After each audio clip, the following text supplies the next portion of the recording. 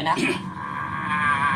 Anong kasalanan ng tao ni si Benaventura sa loob ng katawan mo? Bakit ka nasa loob ng katawan niya? Pinapasok ka ng aking ama pansamantala para malaman kung totoo ang sinasabi niya na kinukulam siya. Pero nasa loob ka ng katawan niya. Anong kasalanan ng tao nito? Ako ang huhusga bilang instrumento ng Panginoon Kristo at ang aking amang una sa lahat, hindi ako. Pangalawa lang ako sa kanya, naintindihan mo? Bilang instrumento ng Panginoon Kristo dito sa bansang Pampanga, tinatanong kita ng maayos si Benaventura, anong kasalanan ng taong lupang ito? Bakit mo siya sinasaktan?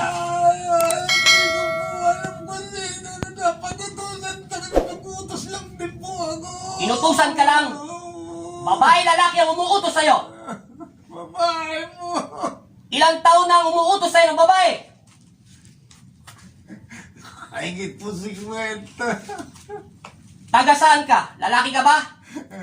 Lalaki ka? Taga saan ka? Lalaki ka? Puputulan kita ng hininga sa loob ng katawan ng tao nito. Maniwala ka sa akin, kaya kitang saktan, pero ayaw kong gawin. Kapayapaan nawa ang unat dapat maghari, hindi ang galit sa puso ng isang demonyo. Hindi ka, wag mong tinalo kita sa araw nito. Lahat ng sakit ng taong ito, hahampas na 10 beses pa sa'yo. Gusto mo bang mapunta lahat ng sakit nito sa anak mo? May apo ka na ba? Meron na po. Sige. Tanggalin mo ang lahat ng nilagay mo sa kanya. Inuutusan kita bilang instrumento ng Panginoon Kristo. Tanggalin mo. Anong dasal ng nilagay mo sa kanya? Ubusin mo. Ang lahat ng nilagay mo sa kanya. Pag hindi mo tinanggal, tanda mo, pipilipitin kita dyan. Huwag mong linglangin bilang instrumento. Meron akong mga mata na hindi nakikita ng normal na tao. Hindi na ito ang tatay.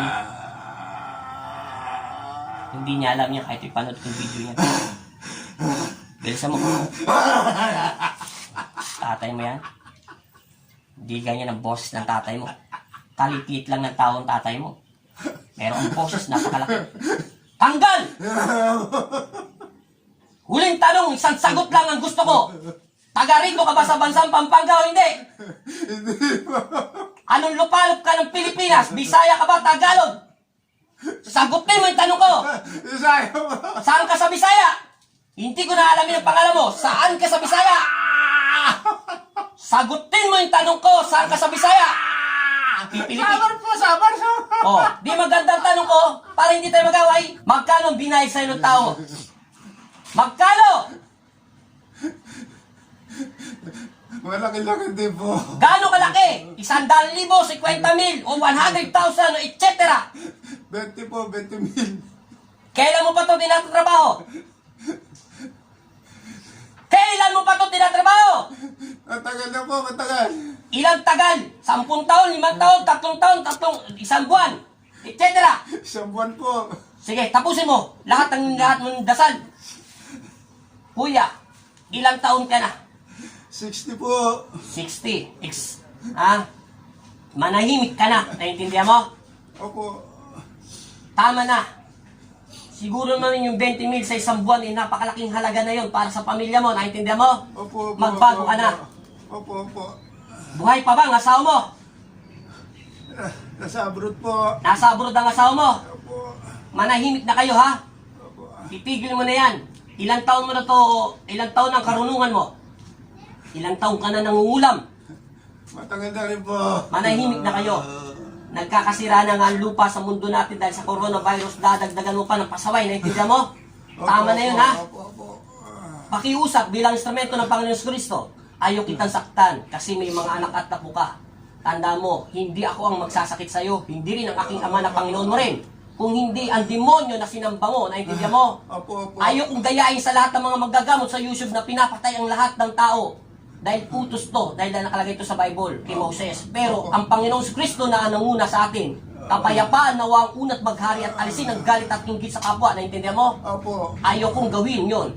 Kaya kong gawin lahat ng ginagawa nila, pero hindi ko to tinanggap na kapangyarihan para patayin kayo. Pinagbibigyan kayo ng Diyos para magbago. Naintindihan nyo? Opo, opo. Nawa ang Panginoong Kristo ang maghari sa'yo. Opo. Ano ang pangalan mo na lang? Maraming magkakapangalan sa buong mundo. Kahit magsinungaling ka, nasa sayo na yan. Ano ang pangalan mo? Sagutin mo yung tanong ko. Ano ang pangalan mo? Pipilipitin kita sa loob ng katawan niya. Sa pangalan ni Jesucristo. Ano ang pangalan mo? Pangalan mo na lang sinasabi ko. Pangalan mo. Jose. Opo, opo. Oh, sabi ko sa'yo, pipilipitin kita sa loob ng katawan niya. Opo. Ulitin ko, anong pangalan mo? Jose po, Jose po. Jose. Taga-Samar ka? Taga Bicol po, taga Bicol. Oh, kita mo, nagsisinungaling ka ba? Taga-Bicol ka lang pala, lintik ka, yawa ka, etc. Ha? Huwag ka na magsinungaling. Ulitin ko, anong pangalan mo? Jose po, Jose po, Jose po. Saan ka? Bicol po, Bicol. Tanggalin mo lahat ng dasal, nilagay mo sa loob ng katawan niya. Naintindihan mo? Opo, Tama na opo, yung 20 mil na tinanggap mo. Opo, opo, Pagbibigyan opo. kita ngayon bilang sermento ng Panginoon Kristo, pag inulit mo to, tanda mo, ihahataw ng demonyo ang lahat ng sakit nito. Manahimik ka na. Opo, opo. Sino nagutos sa'yo? Babae, lalaki? Babae po. Siguraduhin mo. Opo, opo, opo, opo. Tatawagin ko ang babae. Anong pangalan ng babae? Mila po, Mila, Mila. Tumabi ka dyan. Mismong tatawagin ko ng utos sa pangalan ng Ama, ng Anak at Espiritu Santo. Tinatawag ko sa spiritual, si Aling Mila ang nag-uutos. Tinatawag ko sa spiritual ng Panginoon Kristo, si Aling Mila ang nag-uutos kay Lucio upang kulamin ito. Amen. Pasok, namayos. Ikaw ba, Aling Mila? Nasaan ka ngayon sa araw nito? Ano, saan balitis po? Ano? Hindi ko maintindihan. Balitis po, ano balitis? Taga na balitis ka? Opo, opo, opo. May anak na ba kayo? Opo, opo. Ilang taon ka na, Aling Mila? 58 po. 28. Opo, opo. Tama na, maintindihan nyo? Opo. Tanggalin mo ang galit sa puso mo sa kanya, naintindihan mo? Opo. Patigilin mo yung mangkukulam mo, naintindihan mo? Opo. Tama na, pagod na ang mga tao sa mundo dahil sa mga coronavirus. Huwag nyo na dagdagan, naintindihan mo? Opo. Ano bang kinagagalit mo kay Kuya Lucio? Ingit po, ingit. Bakit ka naingit sa taong ito? Tapos na to, retired na to. Pag-retire po siya ng malinis, nakakakuha po ng pension. Bakit ka ano mo ba to? Kapit bahay po. Tama na, naintindihan mo? Opo. Alisin mo ang galit sa iyong isip at puso. Opo. Manahimik kayo. Opo. Pakiusap bilang instrumento ng Panginoon Kristo. Opo. Maawa ka sa mga anak mo. Naintindihan mo? Opo. Maawa ka sa anak mo at sa mga apo mo. Siguro naman may mga anak at apo ka na. Opo. Gusto mo bang silang dumampot ng mga ginawa mong kasalanan? Hindi po. Gusto mo bang maging malumpo sila? Hindi po, Dahil pag hindi po. pinabayaan mo, maghari ang galit sa puso ninyo, tanda mo, ang demonyo pa rin ang magbibigay ng sakit. Hindi ang aking Ama na Panginoon nating lahat. Naintindihan mo? Opo. Gusto mo bang lahat ng nararanasan sakit nito ay 10 beses babalik sa mga apo mo at anak mo? Hindi po. Hindi kayang gamutin ng doktor yon. Opo. Maniwala ka sa akin. Opo. Dahil gawa na ng Diablo yon. Opo. Nawang Panginoon ang maghari sa iyo. Awaan ka ng Panginoon sa iyong ginagawa sa mga kasalanan mo. Tama ng inggit. Naintindihan mo? Opo. Mahina ng katawan lupa nito at hindi kita kayang kausapin ng matagal. Manghihina ng katawan nito. Opo.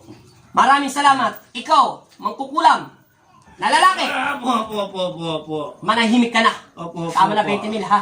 Opo. Pagbibigyan ka ng aking Ama. Salamat ka. Walang sinyal sa akin ng mga anghel ko na bigyan ka ng sakit. Naintindihan mo? Opo. Sana kawaan ka ng Diyos sa iyong ginagawa rin. Opo.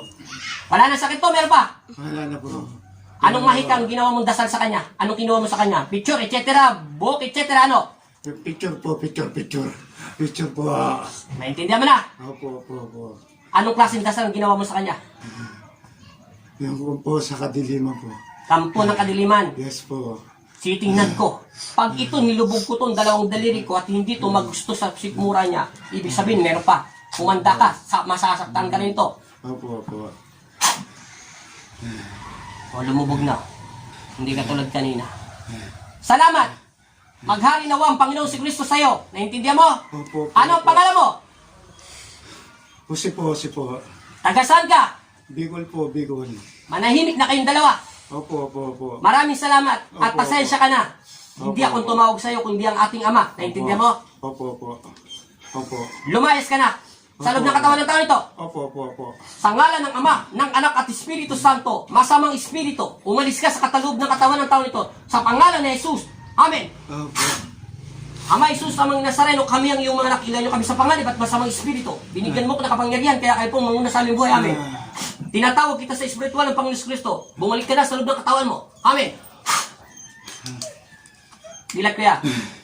Anong pangalan mo? Lucio po. Anong pangalan mo? Rigor Benaventura po. Ilang taon ka na? 60 po. Atras. May huling tanong ako sa'yo. Anong nakita mo? Madilim, etc. Bagay? O meron ka ba nakita? Wala. Madilim po na wala po akong nakakita. Saan yun? Patay na ilaw? Patay po ang ilaw po. O galing ka sa lalim ng lupa, etc. O nasa guts na gumat lang? Anong saan yun? Sa galing po ng lupa na madilim. Madilim? Opo. Sino nakita mo ron? Yung may buntot po. May buntot? So, Lalaki siya, babae? lalaki po. Ulitin ko tanong. Maging payapa nawang yung isip at puso. Sinong nakita mo sa ilalim ng lupa? Si Lucifer po. Si Lucifer. Opo. Tanda mo sinabi ko sa'yo, mabigat ang kalaban natin dahil magaling ang makukula mo. Opo po. Batikan siya. Opo po. Sa impyerno siya humihingi ng dasal. Kaya sinabi ko sa'yo, hindi ko rin alam kung ang aking ama ang magpapasya nito, tanda mo. Opo. Lahat ng tao ay may kasalanan, kuya. Sa isip, sa salita at sa gawa, ang mga demonyo ay mapangling lang. Gagamitin niya ang isip at puso mo upang hindi siya makalis. Bakit ka mo nakapasok ang demonyo sa loob ng puso at isipan mo? Bakit kanya natablan? Sagutin ko agad ang tanong ko. Una, naniniwala tayo na may Diyos sa ating isip at puso, pero nag-aagam-agam tayo saan? Sa pagdarasal. Opo. Yes. Lahat ng tao, kahit ako kasama rin ako doon. Opo. Pero tinuro sa akin ng Panginoon ito at ituro ko daw sa inyo. Magtiis at manatili kayo sa Kanya at hindi kayo pababayaan at magpakailanman hanggang sa huling buhay ng tao. Yan ang sinabi ng Panginoon sa akin. Huwag bumitaw sa pananampalataya at laging manalangin at magpasalamat kung mayroon man biyaya o wala.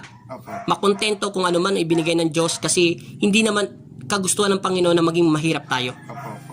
Importante, maging maligaya tayo habang nabubuhay na simple lang at kahit papano nakakaraos tayo sa pagkakain. Unang-una, huwag makakalimot sa pagdarasal. Ano ang pakiramdam mo kaya? Medyo... Hawakan mo nga to. May papakita pa ako. Ganyan mo lang yan. Akin ang kamay mo. Amen. Pantay na yung daliri mo, ha? Opo. Opo. Hindi na mahaba. Hawakan mo yung lalamunan mo. Masakit? Hindi. Hindi na po. Wala na. Wala na. Umuya ka ng natural lang. Kunyari may kinakain ka lang, kuya. Tapos, inhale, exhale. Labas mo sa ilong yung hangin. Hold mo, kalahati. Labas mo kalahati. O, tapos umuya ka. Tapos, buka mo yung bibig mo. Tapos, umuya ka ulit. Huwag ka naminga, natural lang. Tapos, buka ulit. Galawin mo yung panga, sige. Hinto. Tingnan mo. Ganunin mo ulit. Masakit? Wala na po. Nawala na. Opo. Ngayon, tatapatin kita. Bihira lang ang tawag doon ay exorcist. Isang devil na kalaban natin. Dahil binenta niya ng kaluluwa niya sa impyerno. Kaya nga sinabi ko sa iyo paulit-ulit, ang Diyos pa rin ang magpapasya kung gagamutin ka niya at kung ilang porsyento ang mababawas niya. Opo. Hindi ako kasi tao lang ako. Kahit sabi ko sa Panginoon, lahat ng pasyente yung dumadating sa akin, Ama, gamutin mo. Eh kung sabi ng Panginoon sa akin, alimbawa lang ha, hindi naman natin nakakusap ang Panginoon. Gagamutin ko yung taong yan, anak. Pagkalipas ng isang buwan, gagawa na naman siya ng kasamaan. O, di ba? Opo. Ano sabi ng Panginoon? Lagi lang tayo magdasal. Hindi lahat ng tao kinukulam. Opo. Kaya minsan, sinasabi ko lang yan sa mga nanonood din sa akin. Shut up pala dyan. Sinasabi ko lang sa inyo, marami manggagamot sa buong mundo. Katulad ni Kuya, nagpapatawas. Perfecto yung nagtawas sa kanya, 100% talagang totoo. Pero yung kulam niya may halong devil o isang exorcist na mahirap kunin yun ng isang manggagamot kung talagang wala siyang karanasan. Bilang instrumento, kahit 10 taon na ako naggagamot, hindi naman ako dati nagbibideo. Meron kasi ako napapanood minsan sa paggagamot. Puro na lang sila, kulang ganyan. Hindi nila naisip minsan, emosyonal, galit sa puso, o ano man nararamdaman ng tao, di ba? Pag sinabi mo, kunyari, isip ka ng isip, nasisira na ulo mo, naisisira na ulo mo sa pera, etc. Kung kahit ano, pag-ibig. Sasabihin ng iba, baliw, pumunta ka sa ganito, punta ka sa doon. Tapos dadalhin sa manggamot, sabing kinukulam. Yung pala, sama naman na sinasabi ng doktor, dala lang ng stress, yung ganon, kung marami siyang iniisip, kailangan niya lang makapagpahinga ng utak. Yung iba naman kasi manggagamot sasabihin, kinukulang, palipad hangin. Ano naman na prueba mo kasi hindi mo naman nakausap sa Espiritu ng Panginoon Kristo. Pwede naman sila sabihin nila, oo, ang atin lang doon ng punto, lagi sinasabi ng Diyos, lagi tayo magtiwala, kung pupunta man tayo ng doktor o mga manggagamot, etc., pagdasal natin yung manggagamot nyo, sana Panginoon yung gagamot sa akin bilang instrumento nyo, kahit doktor man siya, etc., sana kayo pong humipo sa kanya at ituro nyo sa akin kung anumang gamot ang karapat-dapat para sa aking katawan. Kasi marami manggagamot ngayon sa buong mundo. Marami ako nakikita. May kanya-kanyang sinalinan, pinagkaloob, saling lahi. Katulad ko, bilang instrumento ng Panginoon Kristo, matagal na ako manggagamot, hindi lang 10 taon, pero hindi lang ako nag-YouTube. Kailan lang, wala pa siguro mga 6 na buwan o ganun. Sinasabi ko lang sa ibang mga manggagamot na yung mga talagang magsisimula pa lang, may kanya-kanya kapangyarihan, sinalinan, binigyan. Lamang pa rin ng konti lang naman, kapitik lang, yung namatay na binuhay ng Diyos at kusang loob, ipinagkalob ng Diyos yun. Parang ano yun, parang nag-aral ka, na binigyan ka ng katulad, parang nagpupulis, yung parang diploma na katunayan, nagtapos ka, nag-training, gano'n. Yun naman, namatay kami, ipinagkalob, gift sa amin ng Panginoon yun eh. Hindi yun tinuro sa amin. Kusang loob para i-improve namin ang lakas namin sa spiritual. Yun ang hindi ko naman sinasabi 100%. Ikaw na kasi ang magbibigay nyo kung pagpapatuloy mo ang binigay na gift ng Panginoon sa'yo. Yung iba kasi, sinalinan lang, hanggang doon lang alam nila. Kasi pag sinabing kulam, barang, etc., hindi naman lahat ng tao kinukulam, hindi naman lahat ng tao kasi kinukulam eh. Kaya ang demonyo pa rin, ang pangalawang naghahari sa akin. Siya yung nagbibigay ng sakit. Katulad mo kuya, ikaw ang nagsabi, bumukas sa bibig mo. Nakita mo sino? Si Lucifer. Nakita mo yung may buntot. Totoo yun. Dahil hindi naman ako magsasabi nyo kung hindi ikaw, dahil ikaw pa lang ang harating doon. Ay marami ng pasyenteng ganyan. Katulad ng iba, exorcist. Paano marami akong ginamot exorcist eh. Wala lang taga kumilig mag-video, wala akong hilig pa sa mga ganyan. Umaangat sa eri, tapos bumababa. Pero may magpapatotoo talaga sa akin yan. Yun nga lang, may kumuha video, wala naman nakita sa video. Yun talagang hirap paniwalaan. Pero awa ng Diyos, magaling lahat. Kaya sinasabi ko lang dyan, kung meron talagang mga manggagamot dyan, ipagpatuloy nyo lang po ang pagdarasal, unang-una sa Panginoon, kasi siya ang magbibigay ng lakas spiritual doon para hindi tayo maloko ng mga ano. Pero maraming salamat din sa mga manggagamot sa ipagpatuloy nyo sa pagtitiwala sa Panginoon Kristo. Salamat po at maraming salamat. Okay na.